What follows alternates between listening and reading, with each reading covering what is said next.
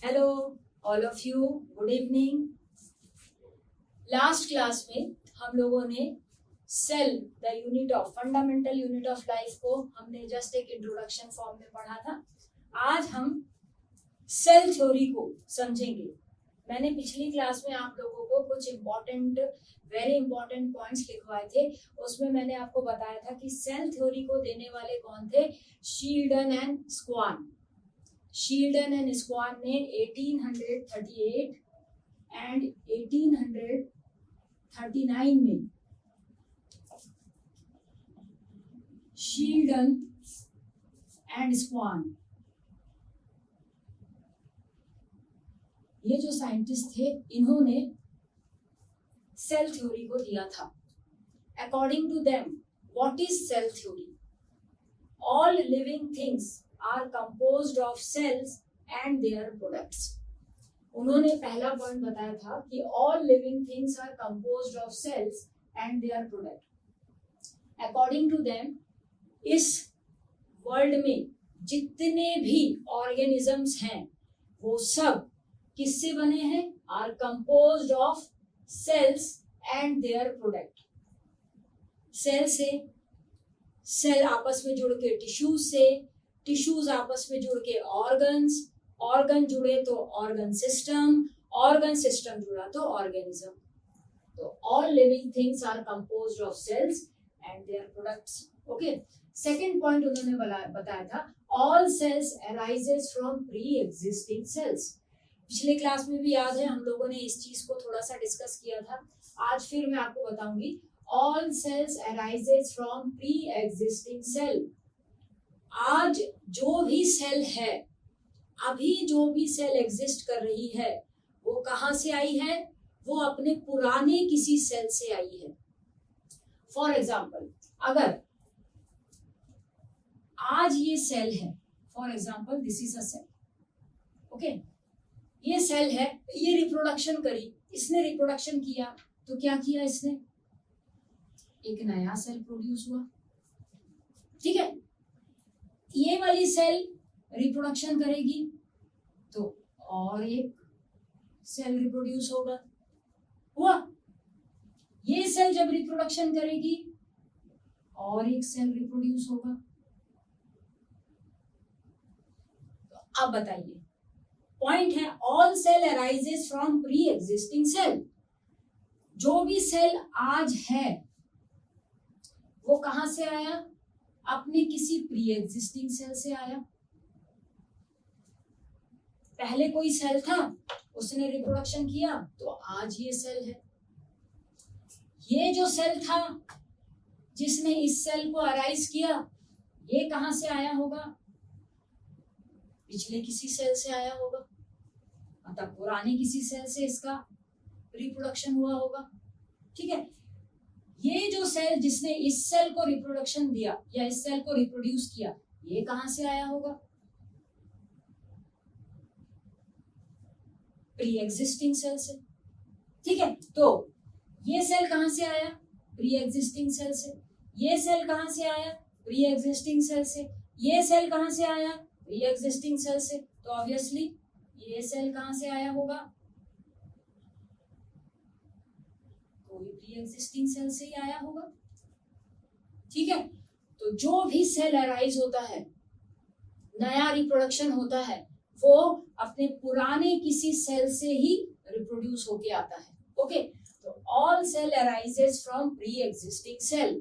इसका पिछले क्लास में मैंने आपको एग्जांपल क्या बताया था कि आज आप हो, आप रिप्रोडक्शन से आए हो। आप रिप्रोडक्शन से आए हो, किसके रिप्रोडक्शन से आए हो? पेरेंट के रिप्रोडक्शन से आए हो। आपके पेरेंट किसके रिप्रोडक्शन से आए होंगे? प्री एग्जिस्टिंग ग्रैंड पेरेंट्स के, उनसे आपके पापा। ग्रैंड पेरेंट कहाँ के रिप्रोडक्शन से आए होंगे? प्री एग्जिस्टिंग आपके परदादा। परदादा कहाँ से आए होंगे? Pre existing. और आगे जो आपके दादा थे, तो वो जीन पूल चल रहा है। यही तो जीन पूल है। आज आप हो, आपके पेरेंट कहाँ से आए? उनके पेरेंट से। उनके दादा दादी, आपके दादा दादी कहाँ से आए? उनके पेरेंट से। वो दादा दादी के पेरेंट कहाँ से आए? आगे कोई पेरेंट रहा होगा। तो all cell arises from pre existing cell, ये तो बिल्कुल करेक्ट है, ये भी बिल्कुल करेक्ट है। Okay, third point, all cells are basically alike in chemical composition and metabolic activity, बिल्कुल करेक्ट है। all cell are basically alike, जितने भी सेल्स होते हैं जो एक तरह के सेल्स, वो बेसिकली बिल्कुल सिमिलर होते हैं। जैसे कि मैं एक एग्जांपल बताऊं आपको, ये देखिए आपका स्किन सेल, ठीक है, ये है आपकी स्किन सेल। मैं हट जाऊंगी बाद में, आप इसको स्क्रीनशॉट कर लीजिएगा, अभी समझाने के लिए थोड़ा मुझे डायग्राम बनाना पड़ेगा। ये देखिए ऐसी होती है आपकी स्किन की cell, this is your skin cell. ये पूरा एक शीट जैसा जो आपको दिख रहा है, ये क्या है, ये सब मिलके एक एक सेल मिलके सारे सेल्स बने हैं, मतलब एक एक सेल मिलके एक टिश्यू बना है जिसने आपकी स्किन बनाई है। ये हमारा स्किन जो है ये क्या है, ऐसे रेक्टेंगुलर शेप ऑफ सेल से बना हुआ सेल का टिश्यू है। ये सारे सेल्स एक से दिखते हैं, all cells are basically alike, एकदम similar. All the cells of our epidermal, या हमारा जो एपिडर्मल सेल्स जो प्लांट के एपिडर्मिस में होते हैं, हमारे जो एपिथेलियल सेल्स होते हैं, जो हमारा स्किन का cell that is known as the epithelial cell, वो सब एक से दिखने वाले सेल्स, शीट जैसे। Okay, and their chemical composition is same, इनके अंदर जो भी केमिकल होगा वो सब सेल्स में सेम टाइप का होगा। मेटाबॉलिक एक्टिविटी बिल्कुल सेम, इनके अंदर जो भी मेटाबॉलिक एक्टिविटीज होगी वो बिल्कुल सेम होगी। इनका फंक्शन बिल्कुल सेम होगा। स्किन का फंक्शन क्या है, प्रोटेक्शन देना। आपके बॉडी के ऊपर ये जो स्किन चढ़ी हुई है, इसको एक्चुअली स्ट्राटिफाइड एपिथेलियम सेल बोलते हैं। हम टिश्यू वाले चैप्टर में इसको पढ़ेंगे। दिस एपिथेलियम सेल या स्ट्राटिफाइड एपिथेलियम सेल जो जिसने आपकी स्किन बनाया है, ये आपको आउटर एनवायरनमेंट से प्रोटेक्शन दे रहा है। ये आपको आउटर एनवायरनमेंट के जर्म्स या अदर जो वर्स्ट कंडीशंस जो होती हैं, विंटर से, समर से, रेन से, माइक्रो ऑर्गेनिज्म से, क्या कर रहा है, प्रोटेक्शन प्रोवाइड कर रहा है। ठीक है, प्रोटेक्शन प्रोवाइड कर रहा है। अब मैं आपको इसमें एक बहुत बड़ी जानकारी दूं स्किन से रिलेट। हम दूसरे सेल्स भी पढ़ेंगे इस टॉपिक में, हम दूसरे कुछ सेल्स को भी इंक्लूड करेंगे। आपका जो स्किन है ये एक लेयर की नहीं बनी होती है, इसमें 7 लेयर्स रहती हैं। 7 लेयर होती है आपकी स्किन में। उसमें जो सबसे ऊपर वाली स्किन जो आपको दिखती है, दैट आउटर सरफेस, ऊपर वाली स्किन, वो डेड होती है। ठीक है, वो डेड है। डेड क्यों होना जरूरी है? अगर वो लिविंग होगी तो कोई भी वायरस या कोई भी पैरासिटिक बैक्टीरिया जो है वो हमारे बॉडी को क्या करेगा, स्किन से एंटर करने की कोशिश करेगा। वायरसेस क्या होते हैं, they are outside living body, वो बिल्कुल मॉलिक्यूल जैसे नॉर्मल क्रिस्टल फॉर्म में रहते हैं। जैसे ही वो लिविंग बॉडी के कांटेक्ट में आते हैं तो वो क्या आते हैं, एंटर करने की कोशिश करते हैं, क्योंकि वो लिविंग बीइंग के सेल का मेटाबॉलिक एक्टिविटी यूज करके हमारे सेल्स को या हमारी बॉडी को डैमेज करने की कोशिश करते हैं। तो हमारा जो आउटर स्किन होता है ना, वो डेड होता है, और हमारी स्किन जो है वो 7 लेयर्स की बनी होती है। हायर क्लासेस में जब आप लोग और हायर क्लासेस में जाओगे तो वो लेयर्स क्या होती हैं, वो सारी चीजों के बारे में डिस्क्रिप्शन दिया जाएगा। अभी 9th में हमको उतना ज्यादा डिटेल में जाने की जरूरत नहीं है। अब मैं आपको एक आध और सेल बता देती हूँ। एक आध और सेल में आप देख लीजिए, जैसे मसल सेल्स। मसल सेल्स ये है मसल सेल, स्पिंडल शेप की। ठीक है, मसल सेल्स भी 3 टाइप की होती हैं।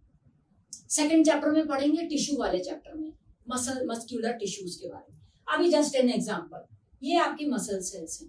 ये आपके मसल्स मतलब क्या, आपके पूरा जो बॉडी है, आपके स्केलेटल मसल में, स्केलेटल मसल मतलब ये जो इतनी भी लिम्स के साथ हमारे पूरे बॉडी में जो ये मसल्स प्रेजेंट है, इसमें क्या फंक्शन होता है? They are chemically, their chemical composition is same, alike, same type के दिखाई देने वाले सारे के सारे मस्क्यूलर टिश्यूज क्या हैं? सिमिलर, एकदम एक से दिखने वाले। इनका केमिकल कॉम्पोजिशन बिल्कुल सेम, इनका मेटाबॉलिक एक्टिविटी बिल्कुल सेम। क्या ये कॉन्ट्रैक्शन और रिपल्शन करते हैं? Contract relaxation, contract relaxation. आप देख रहे हो मैं आराम से अपने फिंगर्स को कॉन्ट्रैक्ट रिलैक्स, कॉन्ट्रैक्ट रिलैक्स। तो ये किसकी वजह से हो रहा है? मसल सेल्स की वजह से हो रहा है। इनका मेटाबॉलिक एक्टिविटी बिल्कुल सेम। ओके, स्किन की मेटाबॉलिक एक्टिविटी सब सेल्स की एकदम सेम होती है, सिमिलर। तो ये कंप्लीट होता है। All cells are basically alike, सारे सेल्स एक से, सारे मसल सेल एक से दिखने वाले, सारे एपिथेलियल सेल एक से दिखने वाले, सारे कार्डियक सेल, हार्ट की पूरी सेल, कार्डियक सेल एकदम एक समान दिखने वाली, एक सा फंक्शन करने वाली। किडनी सेल्स, सारे न्यूरॉन्स, किडनी सेल्स एक से दिखने वाले, एक सा फंक्शन करने वाले। ओके, स्टमक की सेल, सारे क्यूबॉइडल सेल्स, सिक्रीटिव सेल्स एक से दिखने वाले। तो लंग की सेल्स सब एक से दिखने वाले। नॉस्ट्रिल के अंदर वाली सेल्स, जो नाक के अंदर वाली जो सेल्स होती है, वो सब सीलिएटेड सेल्स होती हैं, एक से दिखने वाली सेल्स। एक सा केमिकल कॉम्पोजिशन वाली सेल, एक सा मेटाबॉलिक एक्टिविटी करने वाली सेल। तो ये पॉइंट भी बिल्कुल क्लियर है, शील्डन एंड स्क्वान ने जो बताया था। नेक्स्ट पॉइंट पे जाते हैं। The function of an organism as a whole is the outcome of all activities and interaction of the constituent cell। बिल्कुल करेक्ट है। function of an organism as a whole is the outcome of the activities and interaction of the constituent cell। देखिए, आपकी body, आप अपनी body को लेके चलो ना, हम दूसरे ऑर्गेनिज्म को बाद में लेंगे, आप अपनी बॉडी को लेके चलो। ठीक है, मैं हट जाती हूँ, इसको बड़े ध्यान से आप देखिए, मैं अलग दूर से आपको समझा रही हूँ। आप अपनी बॉडी को लीजिए, आपकी बॉडी में मसल सेल है, आपकी बॉडी में स्किन की सेल्स है, आपकी बॉडी में हार्ट की सेल्स है, आपकी बॉडी में किडनी की सेल्स है, आपकी बॉडी में लंग सेल्स है, आपकी बॉडी में stomach, large intestine, small intestine की सेल है, आपकी बॉडी में सेंसेशंस करने वाले ब्रेन की सेल्स हैं, सेंसेशंस भी देने वाली। तो मैंने आपको कितनी सारी सेल्स गिना दी। आपकी बॉडी में ब्लड बहता है, ब्लड सबकी बॉडी में सर्कुलेट होता है। ब्लड में 3 टाइप की सेल्स हैं, red blood cells, white blood cells, platelets. Red blood cells erythrocyte, white blood cells leukocytes and thrombocytes, platelets. तीनों की सेल्स क्या है? फंक्शन कर रही है। RBC oxygen, carbon dioxide, mainly oxygen. WBC fight against disease, आप लोग छोटी क्लास से पढ़ते आ रहे हो। Platelets clotting of blood. तो है कि नहीं, सारे प्लेटलेट्स, आपकी बॉडी में जितने प्लेटलेट्स हैं वो सब क्या करेंगे? क्लॉटिंग ऑफ ब्लड करेंगे। आपकी बॉडी में जितने मिलियंस ऑफ आरबीसीज हैं वो सब क्या करेंगे? ऑक्सीजन को हीमोग्लोबिन से एब्जॉर्ब करने की कोशिश करेंगे, आपकी बॉडी को ऑक्सीजन पहुंचाएंगे। आपकी बॉडी के WBCs क्या करेंगे? फाइट अगेंस्ट डिजीज, वो फाइटिंग करेंगे, आपकी बॉडी को माइक्रो ऑर्गेनिज्म से बचाएंगे। तो ये सब एक साथ मिलके किस में है? ब्लड के अंदर है।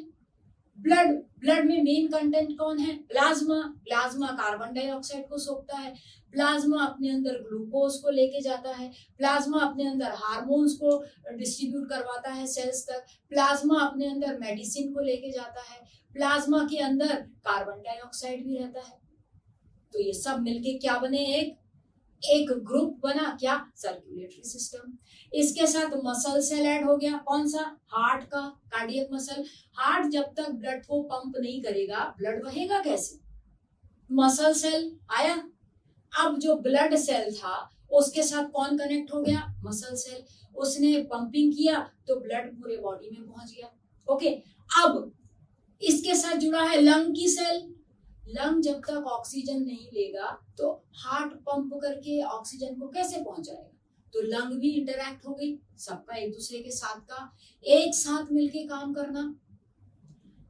Digestive system, circulatory system, respiratory system, excretory system, पूरा ब्रेन आपका, सेंट्रल नर्वस सिस्टम, सब एक साथ जुड़ के काम करते हैं, तब जाके एक ऑर्गेनिज्म काम करता है।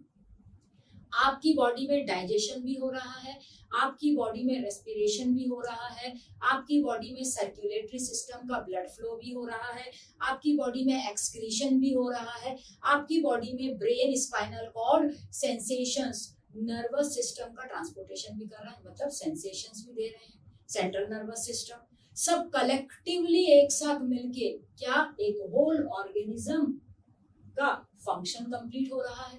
तो हम एक होल ऑर्गेनिज्म है, हमारे बॉडी में ये सारे सेल्स कलेक्टिवली एक साथ एक दूसरे के साथ मिलके काम कर रहे हैं, तभी जाके हम काम कर पा रहे हैं।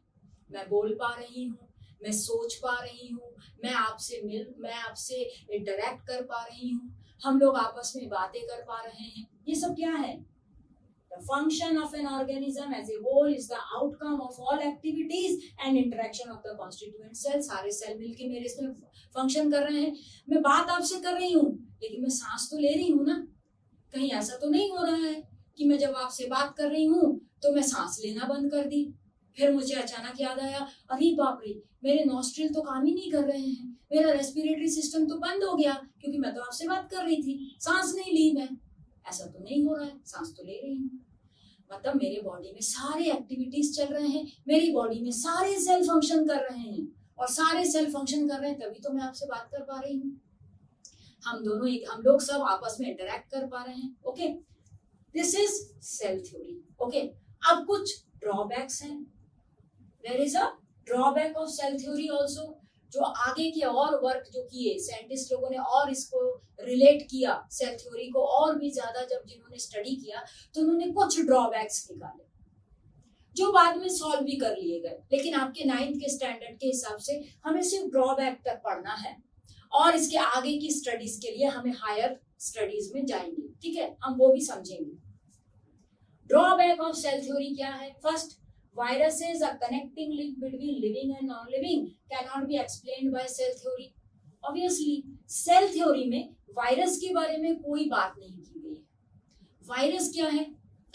एक कनेक्टिंग लिंक है between the living and non living. Virus जब आपकी बॉडी से आउटसाइड में है तो वो एक नॉन लिविंग थिंग है। वायरस जैसे ही आपकी बॉडी में एंटर कर जाएगा, आप ही के सेल का मेटाबॉलिक एक्टिविटी को यूज करके वो लिविंग हो जाएगा। तो सेल थ्योरी में वायरस के बारे में कुछ नहीं बताया गया, ये उसका एक ड्रॉबैक निकला। सेकंड ड्रॉबैक क्या था? Bacteria and cyanobacteria. Cyanobacteria, BGA is blue green algae. It is cyanobacteria. Blue green algae कौन होते हैं? Blue green algae, Nostoc, Anabaena. ठीक है, ये है blue green algae, Nostoc, Anabaena. ठीक है, ये हैं आपके blue green algaes. Okay, bacteria and cyanobacteria do not have organised nucleus. Cell theory में बोल रहे हैं कि इसके पूरा जो सिस्टम है, सेल का पूरा सिस्टम है, वो अलाइक है। सारे ऑर्गेनिज्म में एक टाइप के सेल हैं। थोड़ा सा यहाँ पे ड्रॉबैक क्या आ रहा है कि जो बैक्टीरिया और साइनोबैक्टीरिया हैं ये प्रोकैरियोट्स हैं, है ना, इनमें न्यूक्लियस नहीं होता, लेकिन जेनेटिक मटेरियल प्रेजेंट रहता है, डीएनए। तो यहाँ पे बोला गया कि सब एक से हैं, नहीं, कुछ तो ऐसे हैं जो थोड़े डिफरेंट हैं। जैसे कौन डिफरेंट है? साइनोबैक्टीरिया और बैक्टीरिया, ब्लू ग्रीन एल्गीज, और जो अदर बैक्टीरिया। कौन से bacteria? Vibrio bacteria, spirilla bacteria, coccus bacteria, lactobacillus bacteria, staphylococcus bacteria, बहुत सारे टाइप के बैक्टीरिया हैं। इनके अंदर ऑर्गेनाइज्ड न्यूक्लियस नहीं पाया जाता। ये एक ड्रॉबैक था जो चिल्ड्रन एंड स्क्वान ने प्रॉपर्ली एक्सप्लेन नहीं किया था। सीव ट्यूब प्लांट में होती है and the mature RBC do not have nucleus. अब जो सीव ट्यूब है, आई थिंक आप सब जानते हो, प्लांट सेल में फ्लोएम होती है। फ्लोएम जो क्या करती है? कंडक्शन ऑफ फूड करती है। Conduction of food is done by phloem. तो अब मैं आपको एक डायग्राम बना के बताती हूँ सीव ट्यूब का। यहाँ नहीं, यहाँ से बताती हूँ, यहाँ देखिए, ठीक है, दिस वन, ये जो सीव ट्यूब वाला है वो मैं आपको यहाँ देखिए, this is sieve tube, this is sieve tube. इस सीव ट्यूब में न्यूक्लियस नहीं होता। सीव ट्यूब कंपेनियन सेल के साथ एसोसिएटेड रहता है और कंपेनियन सेल का लिविंग कंटेंट या लिविंग न्यूक्लियस जो है वो सीव ट्यूब में हेल्प करता है कंडक्शन फॉर फूड के लिए। तो सीव ट्यूब में न्यूक्लियस नहीं है, तो सेल थ्योरी में ये नहीं समझाया गया कि सीव ट्यूब और mature RBC, this is mature RBC concave shape, ठीक है, this is RBC, red blood sales, erythrocytes, इसके अंदर न्यूक्लियस नहीं होते लेकिन फिर भी ये कुछ समय तक के लिए जिंदा रहते हैं, काम करते हैं। आरबीसी क्या करता है? आरबीसी कंडक्शन ऑफ ऑक्सीजन करता है। सीव ट्यूब क्या करता है? कंडक्शन ऑफ फूड करता है। तो इस थ्योरी में इन दोनों के बारे में प्रॉपरली नहीं एक्सप्लेन किया गया, ये एक ड्रॉबैक बताया गया। लास्ट था एसिटाबुलेरिया। एसिटाबुलेरिया, दिस इज एसिटाबुलेरिया, ये है एसिटाबुलेरिया। ये एक होता है मेराइन यूनिसेल्युलर ग्रीन एल्गा, ये एक ग्रीन एल्गा है, एल्गीज थैलोफाइटा। आप इसी 9th स्टैंडर्ड में थोड़ा सा आगे जब हम जाएंगे मैं आपको पढ़ाऊंगी thallophyta, bryophyta, pteridophyta, gymnosperm, angiosperm, सबके बारे में थोड़ा थोड़ा डिटेल हम ब्रीफली जाएंगे।